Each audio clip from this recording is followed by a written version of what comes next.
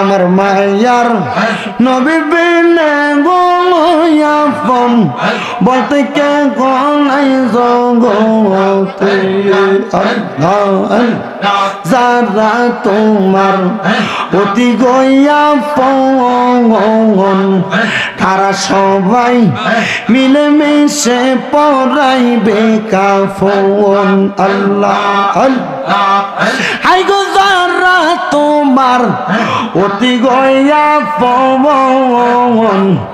তারা সবাই মিলে মিশে পড়াইবে কাফন মাটির নিচে করবে দাফন অন্ধকার ওই কবরে আপন বলতে কে গো নাই জগতে আমার মায়ার নবী বিনে গো